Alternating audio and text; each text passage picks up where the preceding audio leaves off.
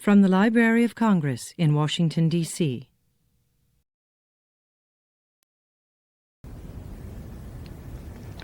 Presently they saw their mother coming out of the drawing room with a visitor following her. Jane and Michael could see that the newcomer had shiny black hair, rather like a wooden Dutch doll, whispered Jane, and that she was thin, with large feet and hands and small, rather peering blue eyes.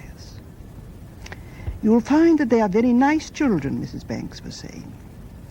Michael's elbow gave a sharp dig at Jane's ribs. "And that they give no trouble at all," continued Mrs. Banks uncertainly, as if she herself didn't really believe what she was saying. They heard the visitor sniff, as though she didn't either. Well, now about references," Mrs. Banks went on. "Oh, I make it a rule never to give references," said the other firmly. Mrs. Banks stared.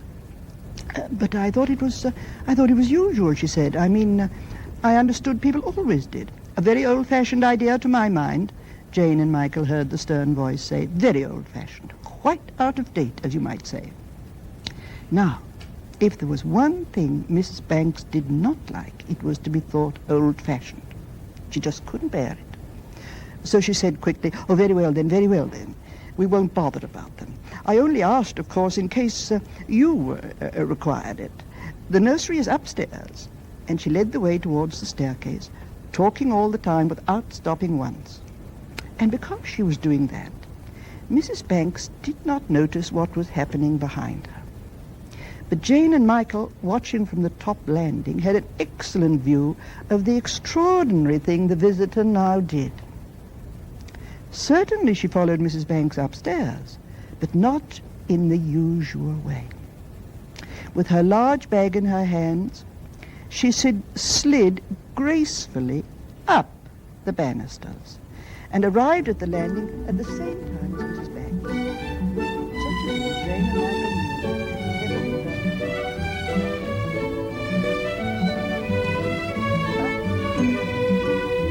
They gazed curiously straight.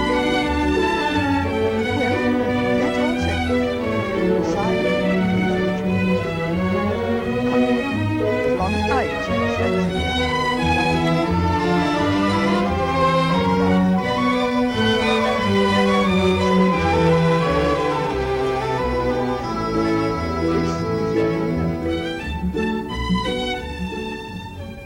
What was her name?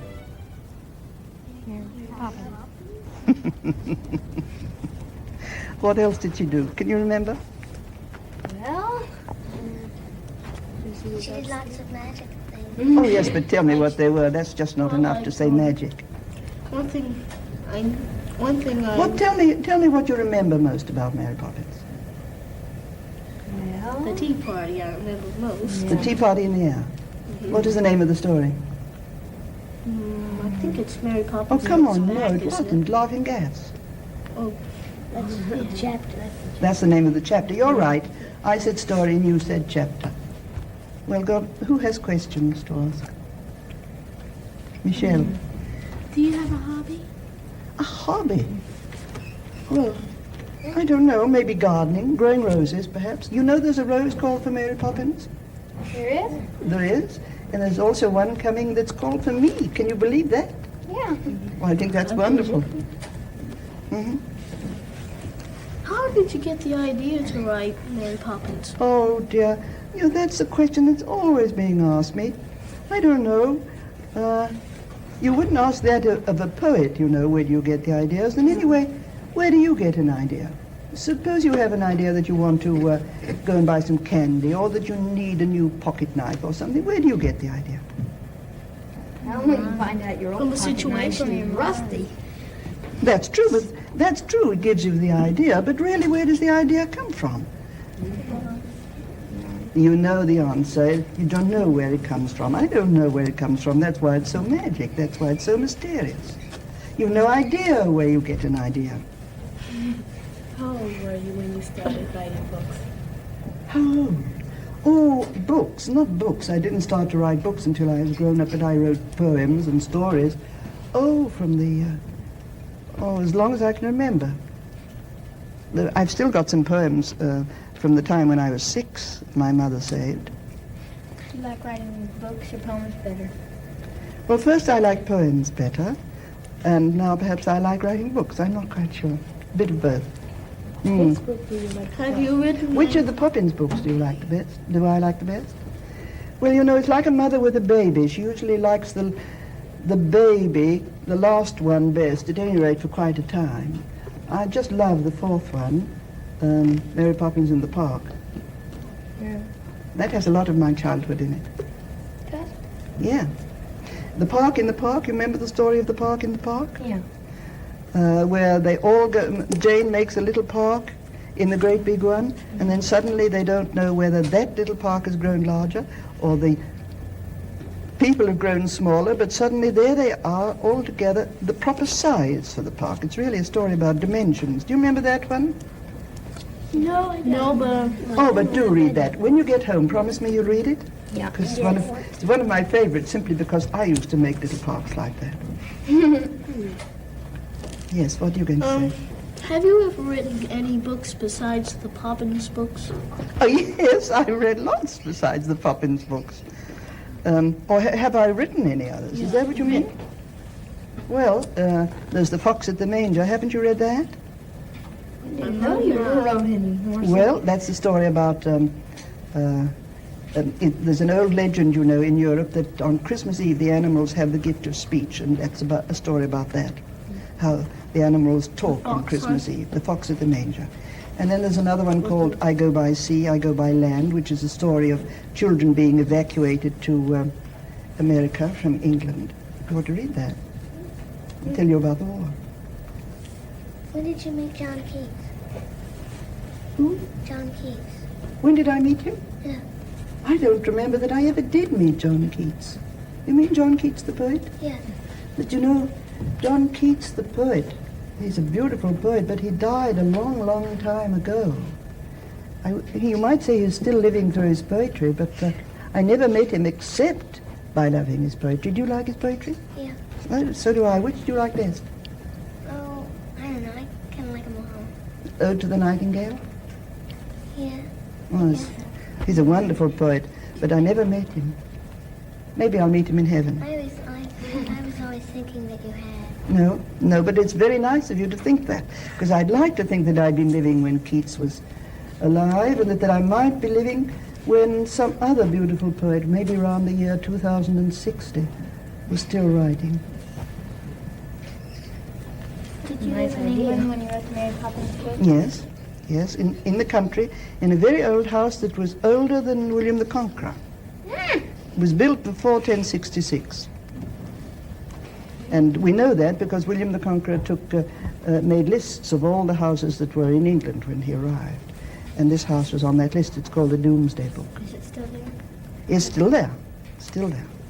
Have they made sort of a museum sort of type thing out of it? Why? Because Mary Poppins was written there?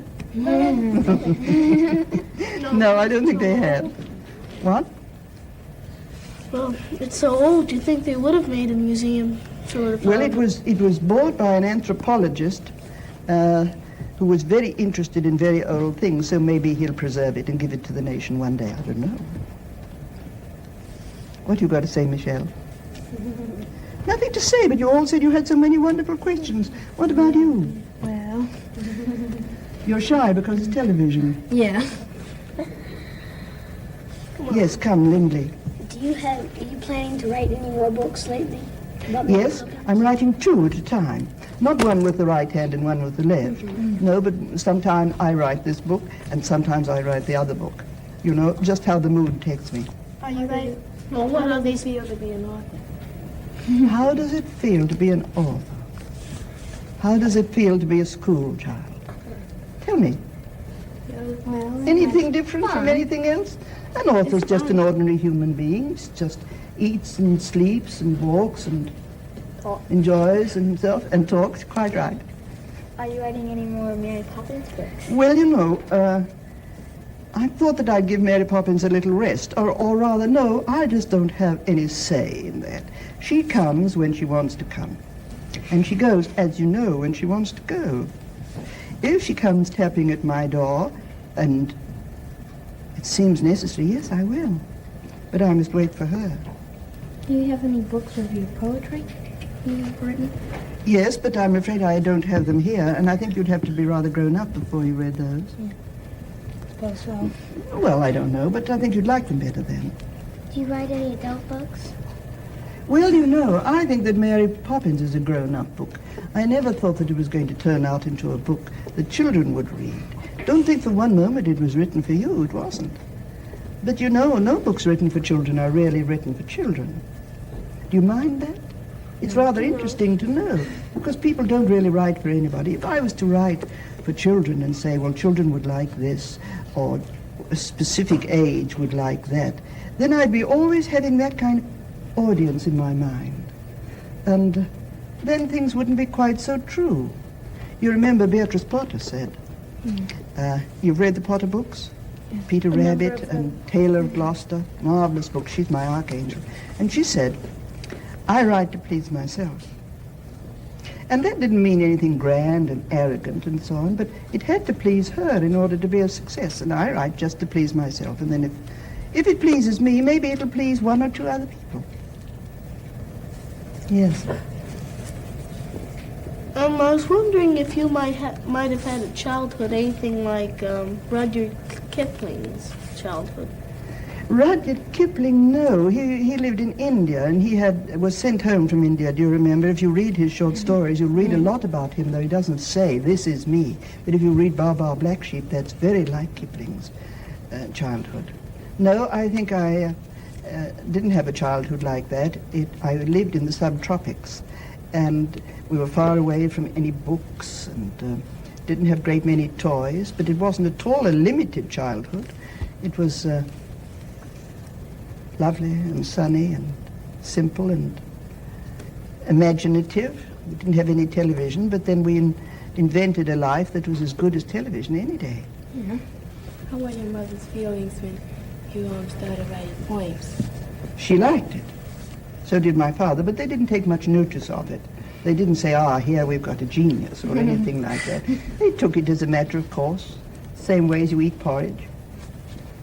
Do you have any brothers or sisters? Yes, I've got two sisters. And so now ask me some more questions, because you came armed with questions. Which book do you like best, Lindley? Which of the Poppins books do you like I think best? I like Mary Poppins. You do? You know, that's the one that most people seem to like. Then they go on to the others. It's a little more original. A little more original, you think, than the others. Oh, that's interesting. Very. How did Mary Poppins get to know Bert? You tell me. You know as much as I do.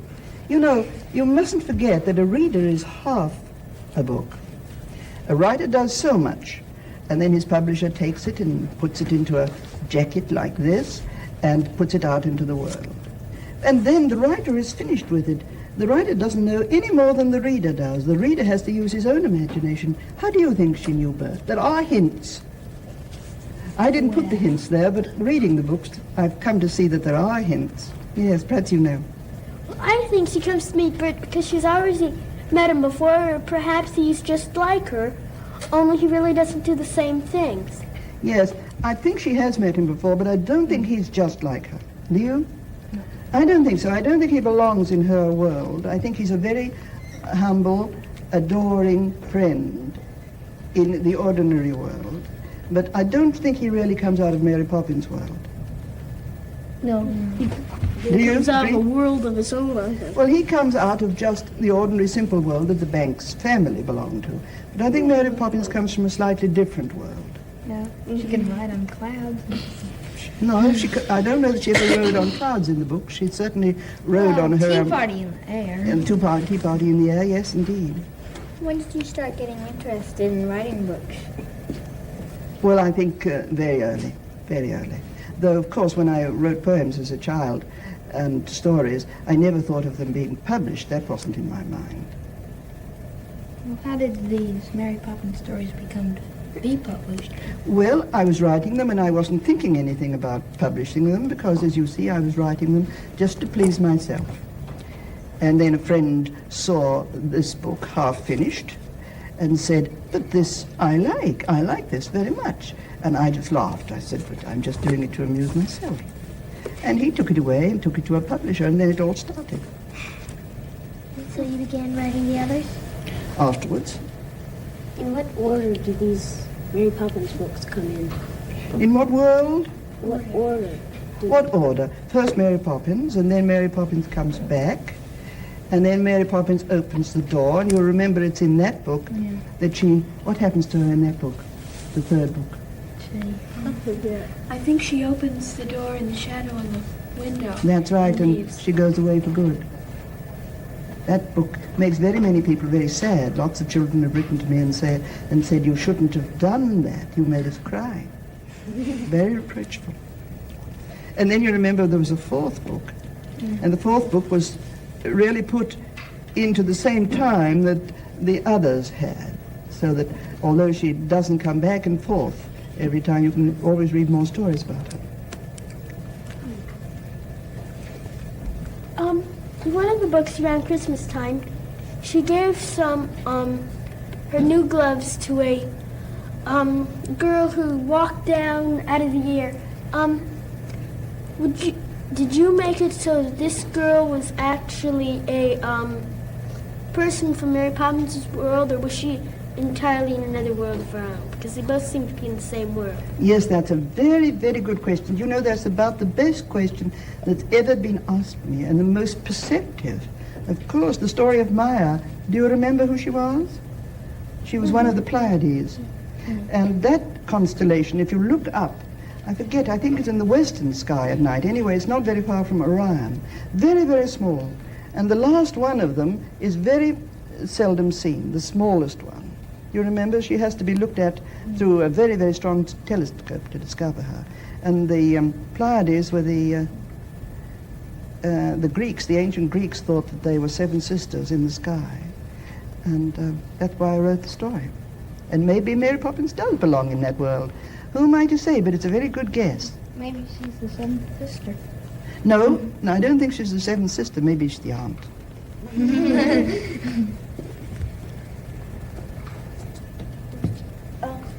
Were the Mary Poppins books that you wrote your favorite that you wrote? Well, maybe. Perhaps. I don't like to say too definitely. Which poem do you like the best? I've told you, Mary Poppins in the Park. I like that best today. Maybe tomorrow I like Mary Poppins. I'm changeable. What are you going to say? I forgot what I was going to say. Well, Everybody can. just think. Put your head in your hands and see. What do you say? Which poem do you like best? Well, I can't tell you the poems, but I can tell you a poem. One of the earliest poems I ever wrote was, and I was very, very young. If I had a star out of the sky, I'd light a fire with it to make toast by. That was the first verse. I can't remember the other verses, but that was the beginning, and they all dealt with things like that. And you know, last night when I was thinking and talking to people in the Library of Congress, I thought to myself, you know, who is it that comes from the stars and makes toast? What does the poem remind you of?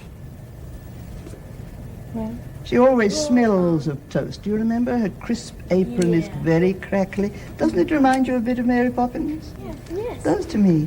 I think I've always been thinking about her, unknowingly.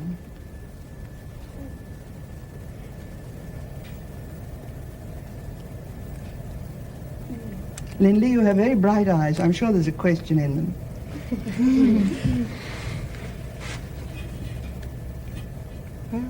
Who writes books here amongst you?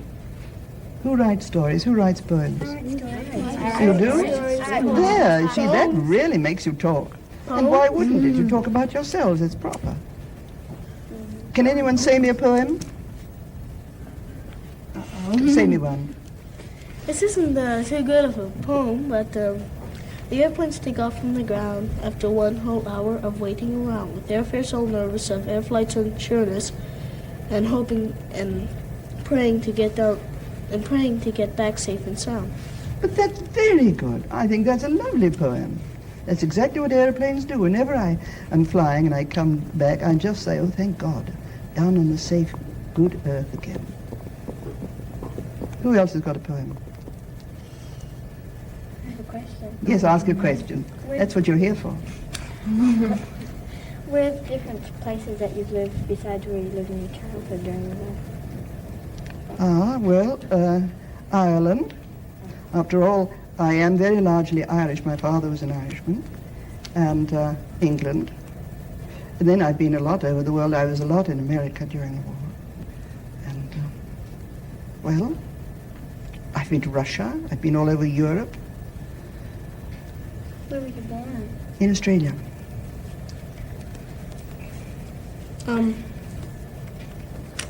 What do you want to say? You're a good questioner. No, not again. Which one of the countries in Australia was it?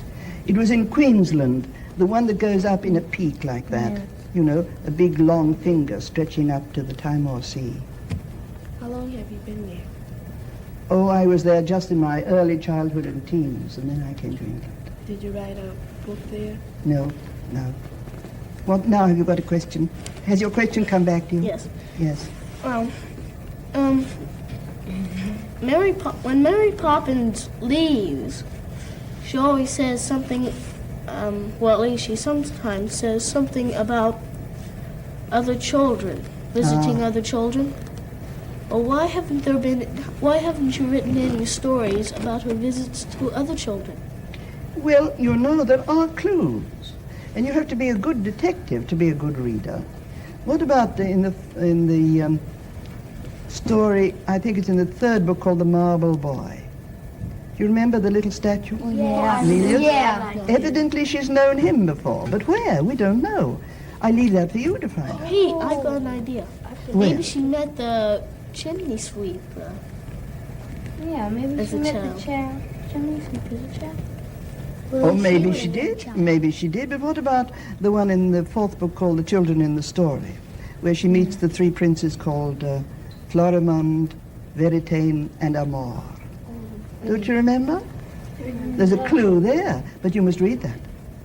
You must read it and just see if you can find that clue. When you wrote Mary Poppins, did you write her as a person who always stayed young or as a person who grew older? That's also a good question. I don't think she grows any older. But if you notice, the children in the books don't grow any older. Yeah. If they grew older and came to go to school and so on, I'd have to bring it into the world of ordinary time, which isn't the proper world for the world of imagination. And so they remain just the same age. It's a good question. I don't think she grows older. Do you think she grows older? In a way, yes. Sometimes, as the stories progress, you get the feeling that she's maybe gotten, say, 3 or 4 months older. Yes, 3 or 4 months. I wouldn't put it at years. I think she has not grown older, as we say, sort of adding years, but I think she's beginning to know some more about these children, and when she goes through the wind shadow or door, I think she knows enough about them, and I think the children knows enough about themselves now, so she can go away and hope they take care of themselves. Yes, that's wonderful, and it's absolutely true and exactly right. It's beautiful. Of course it's true. They've learned enough from her to enable her to go. And maybe that's what happens to every family she visits. I don't know, but it's a very good, you've thought it well out. Well done. Shown me something. Are there any Mary Poppins books in Russia? Are there? We don't know because we don't know what goes on in Russia. I wish there were. And because there they publish books in hundreds and hundreds and millions. And I'd like to think of little Russian children reading them. After all, most children in the world can. In Japan and all the European children, the Scandinavian children, the Spanish children, and the Portuguese children. And even some Chinese children can read it because it's been privately translated into Chinese. Where are the places you have written some of these books? Always in England. No, the third book was written in America. As you'll see if you really look and if you really seriously read the books, you have to read the books to ask questions because there's a little notice there about the 5th of November, which is very like your 4th of July. Oh. Read it when you go home, and you'll see where that book was written, the third one. It's my American book. How long were you in America? Oh, I was in America for 2 or 3 years during the war. Who did the illustrations in Mary Poppins? Well, look in the front. I don't believe in asking a question that answers itself. See? Mary Shepherd. She's the daughter of the man who did the illustrations for Winnie the Pooh. How long does it take you to write a book? How long? Well, it depends, because I'm not a writer who sits down at a desk at 9 in the morning and goes on till 6 at night. But maybe a year. Because I'm very careful. I write it once and then I write it twice, cutting down and cutting down and cutting down, and then I write it 3 times, and the third time, that usually does it. How long does it usually stay at publisher's office? Not long. I think they're rather glad when it comes, and then they print it at once, and then it goes out, and there you find it. Are most of the poems and books that you've written fantasy, like Mary Poppins? No, not necessarily, not necessarily. I don't think Mary Poppins is fantasy, you see. It's not a word I really like. Because if you look it up in the dictionary, and all of you, when you go back to school, look it up in the dictionary, you'll see what fantasy means. Something unreal. Phantasm, a ghost. No, I think Mary Poppins is really very real. She deals with reality. And in order to, I would call it the work of imagination more.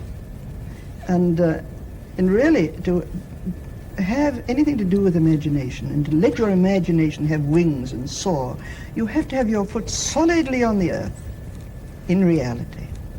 So I don't like that word fantasy very much, though I know it's very popular. Do you enjoy reading as much as you do writing? Yes, I think I do. Are some of your poems in Mary Poppins books? There are 1 or 2 poems in Mary Poppins books, but that you ought to know. You must look them up. When you ask a question, then in order to get the answer, you have to look in the book for it. Because the book will tell you far more than I can. The book is the real one. Do you usually read the books that you wrote over again? I do.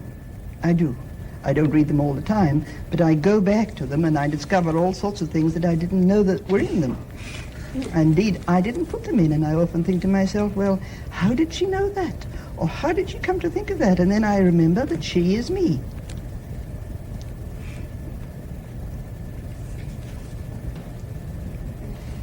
I don't think, I'd like to put it that,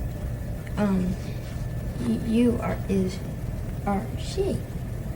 All right, that's just what I've said. Yes, it's true. But you don't mean that I am Mary Poppins, do you? No. No. When you write the books, does it feel like you're in the story? Yes. Yes. And you think of nothing else. Well, in your childhood, did any things, not necessarily closely related, but did you have, say, like a nanny, which I doubt? Yes, but she wasn't at all like Mary Poppins. Not at all. Perhaps if she had been, and if she had come on an umbrella and flown away on it, I never would have written about it, you know?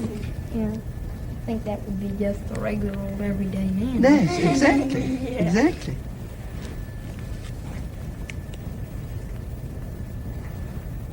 Well, in your childhood, when you were in Australia, did you live in the city or did you live on a sheep farm?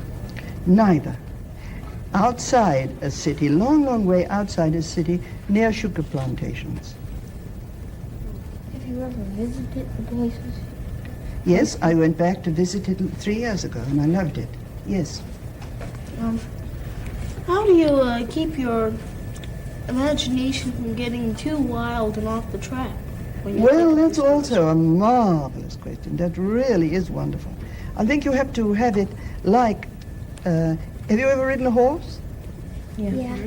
Well, you know, when you go and you let a horse have a loose rein, and you let him canter, trot and canter and gallop, and let him feel as though he's getting away with it, and you know, that when the time comes, you know that you must rein him in or he'll go over the edge of something. It's a little bit like that. It's a good question. Sometimes the imagination does run away with one. Well, and then you realize, no, that won't fit. I had great trouble with a story in the fourth book, because it took me a long time to work out in The Faithful Friend that there had to be 3 policemen and triplets. And that's when you rein in the imagination and begin to weigh it and balance it and see that you need an extra policeman, an extra brother looking exactly the same in order to make the story go. Your technique has to come in then. In your imagination. And then your imagination is reined in by maybe your good common sense. Do you like zoos very much, or Do I like what? zoos very much? Or... I don't like zoos. I don't like to see animals, especially wild animals, caged. It always gives me a very sad feeling. Because of Australia? Because the wild animals should be wild as far as I'm concerned. I know we have to have them in order that you people, or people who will never see wild animals, can know what the world is like. But I don't like to see them, and maybe that's why I wrote the story about full moon. Do you remember? What happens in full moon? The animals are outside and the human beings are inside the cages. If we all went inside cages for a while to live, we'd know what it felt like. You must read it. Do you like regular kind of pets, like cats and dogs and canaries and stuff like that? Yes, I've had all those. Do you have any now? Pets? No, not at the moment because I'm traveling around. What kind of dogs have you had? Well, my dog and my cat are enshrined in Mary Poppins, the family dog and the family cat. The dog was called Pompey, and he's in, funnily enough, he's in a story called Halloween. Oh, and then there's another dog that I used to have, a bulldog called Coo, and he's in the story called Balloons and Balloons. You'll see a picture of him.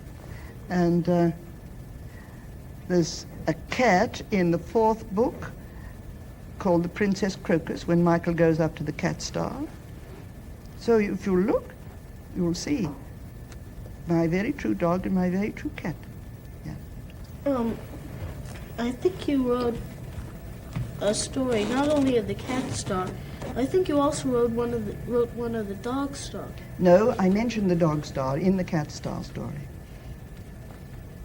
There is such a thing as the dog star. Sailors know it, and you know it, of course. I think his real name is Sirius. He's called a dog star, isn't he?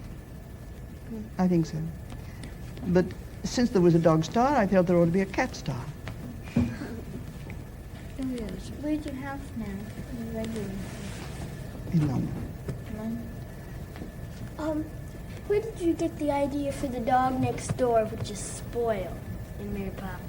Yeah, Oh, of course, that dog belonged to my great-aunt, Andrew, and she had a succession of dogs, and all like that, all very spoiled. But you see, it's very hard to spoil a dog, and we used to encourage Andrew and the succession of Andrews to be more dog-like, and when she was out of hearing.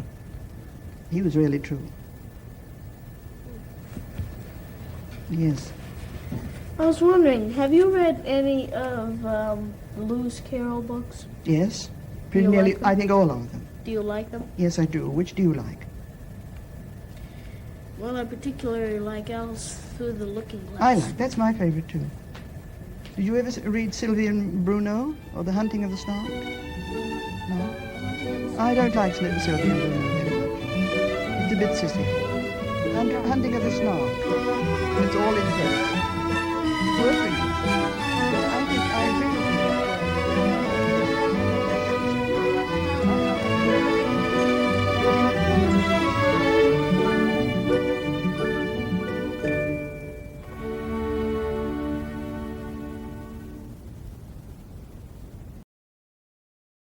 This has been a presentation of the Library of Congress.